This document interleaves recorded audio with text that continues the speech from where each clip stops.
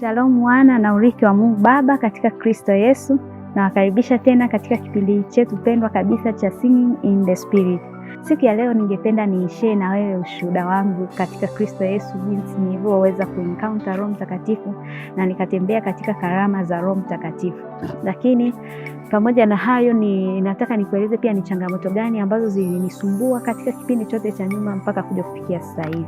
Kitu cha kwanza, nilishindwa kuelewa mstari wa Warumi sura ya 3 mstari wa 28 ambao unasema kwamba basi twaona ya kuwa mwanadamu huhesabiwa haki kwa imani pasipo matendo ya sheria, kwamba sisi tunahesabiwa haki kwa imani pasipo matendo ya sheria.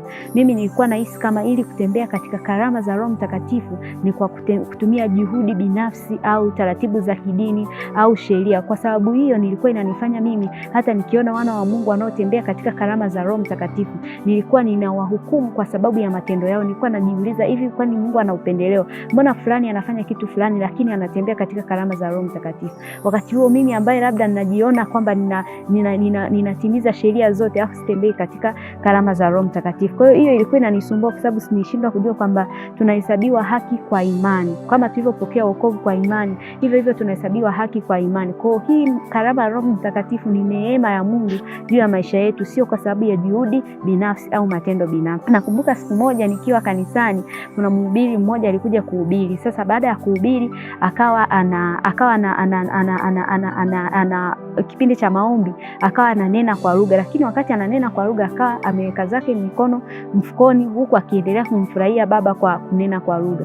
Mimi kwangu ilinishtua sana, nikawa najiuliza, hivi kwani Mungu ana upendeleo? Mbona mimi ambaye nimeweka mikono hivi bado siwezi kunena kwa lugha, lakini huyu mwenzangu ambaye yeye kwanza ameweka mikono mfukoni, alafu nikawa naona kama ni dharau kwa Mungu. Hivi anadharau kiasi gani kiasi cha kuweka mikono mfukoni? Yani anamkufuru Roho Mtakatifu, anaweka mikono mfukoni afu anaomba. Kwa hiyo mimi kwangu ikawa imenishtua sana, lakini nikashangaa mbona bado anaendelea kunena kwa lugha. Kwa hiyo ni kwa sababu tu nilikuwa nafikiri ni kwa matendo yetu tunaweza kutembea katika karama za Roho Mtakatifu, kitu ambacho sio sahihi. Ilikuwaje sasa mimi nikaweza kunena kwa lugha na kutembea katika karama nyingine za Roho Mtakatifu kama kuimba kwa roho, the word of knowledge na nini? Na kumbuka tarehe 15 mwezi wa 11 mwaka 2020 ndipo kwa mara ya kwanza kabisa mimi naweza kunena kwa lugha, na nilipokea wokovu mwaka 2009. Sasa just imagine kipindi chote hicho nilikuwa nasumbuliwa na kutokuwa na ufahamu sahihi juu ya Roho Mtakatifu na juu ya karama hizi za kuweza kunena kwa lugha na kuimba kwa roho na karama zote za Roho Mtakatifu. Basi sasa nakumbuka hiyo siku nilikuwa chumbani asubuhi wakati ninafanya maombi, nikawa Roho Mtakatifu kama ameniletea ule mstari wa Wagalatia sura ya 2 mstari wa 20 ambao unasema kwamba sio mimi ninayeishi ila ni Kristo ndani yangu. Kwa wakati na umeditate huo mstari na utafakari, nikawa najiona kwamba sio mimi ila ni Kristo.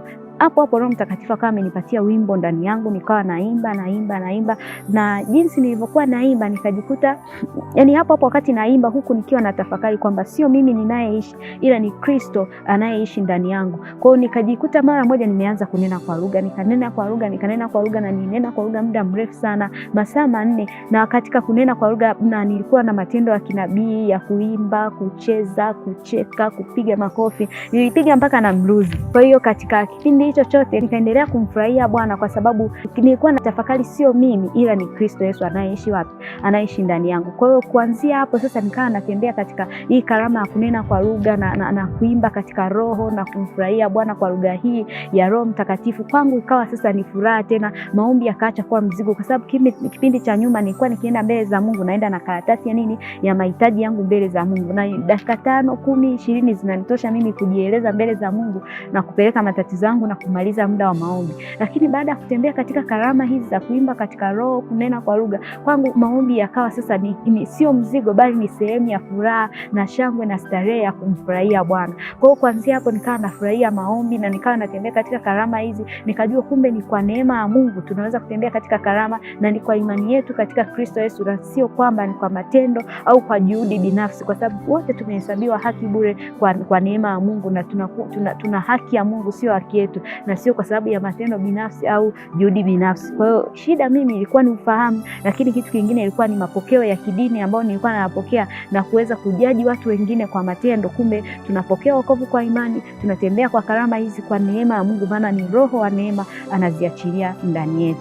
Lakini pia baada ya hapo, baada ya sasa mimi kuwa nimeshatembea na Roho Mtakatifu katika karama hizi zote, nikaja nikakutana na wana wa Mungu wakawa wanajiuliza kwamba kunena kwa lugha labda ni mpaka uzame kwenye maombi. Kuna mwana wa Mungu kabisa alikuwa ananiuliza kusema mimi ili niweze kunena kwa lugha lazima nizame. Sasa hiyo uzame, hapana, kunena kwa lugha sio mpaka uzame, kwamba hapa nilipo mimi mwenyewe naweza nikanena kwa lugha sasa hivi au naweza nikaacha. Kwa sababu nilikwambia kwamba hizi karama ni kumruhusu Roho Mtakatifu ndani yako afanye, na wala sio wewe unafanya. Kwa hiyo kumruhusu Roho Mtakatifu ni yeye mwenyewe anafanya, sio wewe unafanya. Ndio maana ni Kristo anayefanya ila sio wewe. Kwa hiyo ni kumruhusu tu Roho Mtakatifu.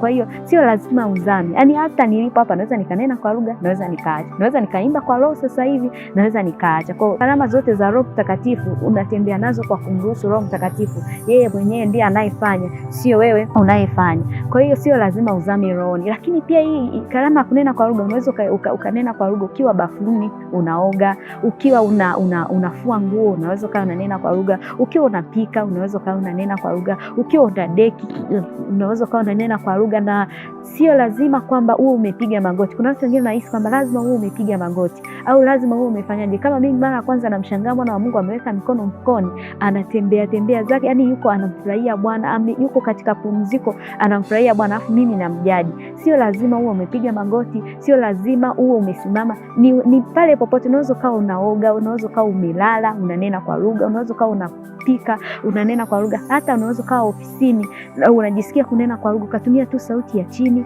ukanena kwa lugha taratibu taratibu taratibu. Ni hivyo, yani sio kwamba ni kitu ambacho lazima umezama kwenye maombi au lazima umepiga magoti. Hapana, sio lazima. Vyote hivyo unaweza kufanya umesimama, umetulia, unapika, unafanyaje huku ukiwa unaendelea fanyaje kuimba katika roho. Unaweza kuwa unaimba katika roho ukiwa bafuni unaoga taratibu huko unaimba katika roho. Mtu akakuita ukatoka ukamwangalia, lakini ukarudi ukaendelea na kuimba katika roho. Yani Roho Mtakatifu hakuforce, ni wewe kumruhusu ili afanye ndani yako. Anahitaji mwili wako ili aweze kutimiza wazo la Mungu hapa duniani. Kwa hiyo baada sasa ya kuwa tumeangalia hayo yote, kuna mtu anaweza kawa anajiuliza, hivi kwani kuna faida gani ya kunena kwa lugha au kuna haja ya mimi kuimba katika roho? Ngoja nikwambie, kama Bwana amesema ni kwa faida yetu, yeye aondoke, Kristo Yesu aondoke ili atuachie sisi Roho Mtakatifu, jua kwamba kuna faida pia katika kutembea katika karama za Roho Mtakatifu. Kuna faida katika mwili wa Kristo kwa ajili ya kufaidiana. Leo tutaangalia faida za kunena kwa lugha na kuimba katika roho. Nitakutajia baadhi. Tukiangalia katika kitabu cha Yuda sura ya 1 mstari wa 20, anasema kwamba it is for building up in the most holy faith, yani inatujenga sisi katika imani ya Kristo Yesu. Kumbe jinsi ninavyonena kwa lugha inanijenga mimi katika imani katika Kristo Yesu. Jinsi ninavyokuwa nanena kwa lugha sipotezi muda, ila ninajengwa katika Kristo Yesu. Lakini pia tukisoma ile Wakorintho wa kwanza sura ya 14 mstari wa 4, anasema kwamba it is for edification in building up. Kwa edification maana yake ni to grow in the wisdom of God, kukua katika hekima ya Mungu, kukua katika ufahamu wa Mungu, kukua katika maarifa ya Mungu. Kadri unapoendelea kunena kwa lugha unakuwa katika maarifa ya Mungu, unakuwa katika hekima ya Mungu, unajengwa ufike katika kimo cha cheo cha Kristo Yesu. Lakini pia tukija tukasoma katika Isaya sura ya 28 mstari wa 11 hadi wa 12, anasema it is a resting place and refreshing. Sisi wana wa Mungu katika Kristo Yesu tunapata pumziko, tunapata refresh katika kunena kwa lugha na katika kuimba kwa roho, katika hizo karama za Roho Mtakatifu. Watu wengine huko duniani watasema ngoja niende bichi, ngoja nikaongee na marafiki zangu, lakini sisi rafiki wa kwanza ni Roho Mtakatifu, na tunapata pumziko, rest and refresh katika kunena kwa lugha, katika kuimba kwa roho. Hayo yote ni faida za kunena kwa lugha na kuimba katika roho, kwamba unapata pumziko ndani yako, unapata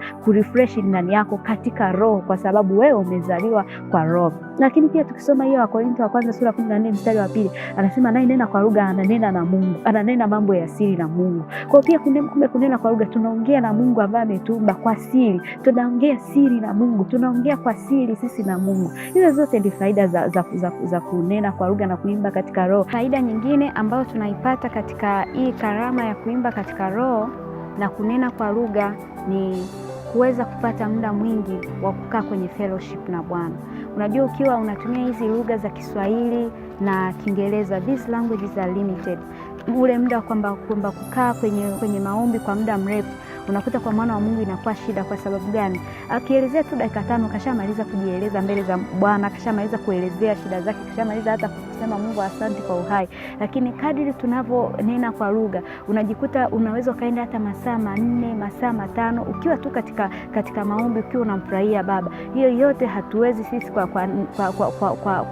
kwa nguvu zetu, ila ndio maana tuna Roho Mtakatifu ambaye kwenye Warumi 8:26 anaelezea kwamba he is our intercessor, kwamba ana intercede on our behalf. Anatusaidia sisi kuomba kama jinsi inavyotupasa. Kwa hiyo kumbe hii karama ya kunena kwa lugha na kuimba katika roho inatusaidia sisi kuweza kukaa muda mrefu kwenye fellowship na Bwana, lakini pasipo kuchoka. Kwa hiyo kwa maana hiyo mwana wa Mungu unafurahia nini? Maombi. Mwana wa Mungu haendi tena kwa maombi kama taratibu za kidini au kama sheria. Lakini pia ile tabia ya wana wa Mungu, unapoambiwa kwamba ni muda wa maombi, nakuta mtu anaanza kuangalia saa. Hivi sasa hivi lisaa limepita tangu tumeomba. Lakini kumbe hiyo yote ni kwa sababu hiyo mwana wa Mungu ameshachoka kukaa kwenye maombi. Lakini kwa sababu amechoka, kwa sababu ya hizi languages ambazo sisi za wanadamu zinakuwa limited, lakini Bwana ametupatia lugha yake, lugha ya malaika, lugha ya Mungu ambao ametupatia sisi. Hiyo inatusaidia sisi kuweza kuwa na muda mrefu wa kuenjoy maombi wala pasipo kuchoka, kwa sababu maombi kwako tena sio mzigo, ni sehemu ya raha. Kama mimi kwangu kwa kweli maombi yamekuwa ni sehemu ya raha, yamekuwa ni sehemu ya starehe, imekuwa ni kitu cha furaha ambacho nakipenda, kwa sababu Bwana ametupatia lugha yake. Bwana ametupatia hii karama ya kuimba katika roho na kunena kwa lugha, ambapo sisi muda wa maombi sasa ni muda wa kufurahiana na Baba. Sio tena sehemu ya kupeleka shida zetu, sio sehemu ya kuingia kwa ajili ya machozi na kulia na kwenda kusema shida nyingine, bali ni sehemu ya kumfurahia Bwana, ni sehemu ya kuendelea kuwa katika fellowship na ushirika na Bwana pasipo kuchoka. Lakini pia hii inatupatia sisi neema ya Mungu za kukaa ya kuweza kufanya fellowship na Bwana pasipokuwa na mahitaji yako. Kwa hiyo kupitia hii karama ya kunena kwa lugha na kuimba katika roho imefanya maombi kwa mwana wa Mungu kuwa ni kao la raha. Maombi tena sio shida, maombi tena sio sehemu ya kulia, sio mzigo kwa kanisa, sio tena mzigo kwa wana wa Mungu. Ndio maana Bwana ameachilia karama za kuimba katika roho, karama za kunena kwa lugha, ili watu wanapoingia katika uga wa maombi, wanapoingia katika fellowship na Bwana, wanapokuwa katika ushirika na Bwana, ni sehemu ya starehe. Ndio maana tumesema it is a place of rest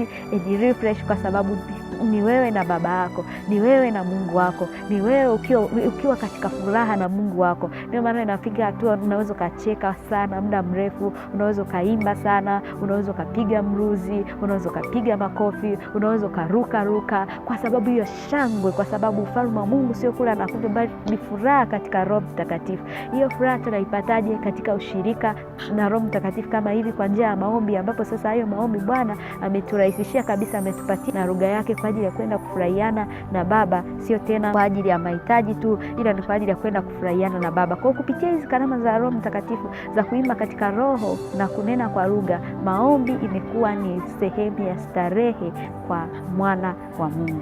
Nakupongeza sana wewe ambao umefuatilia kipindi hiki, na kukaribisha tena kwa ajili ya vipindi vijavyo, kadri ambavyo tunaendelea kujifunza na kadri ambavyo tunaendelea kunena kwa lugha na kuimba katika roho na kwenda kumfurahia Bwana kupitia kipindi hiki cha Singing in the Spirit. Karibu sana. Kwa kitu chote ambacho utahitaji kujua, kwa kitu ambacho tutataka tukiongelee, kwa kitu ambacho unahitaji kujua zaidi, share na mimi kupitia hizo namba za simu ambazo zinapita kwenye screen yako. Na karibu sana pia unapoendelea na darasa hili zuri, tunapoendelea na ushirika na Roho Mtakatifu. Karibu sana mwana wa Mungu, na nikutakie siku njema.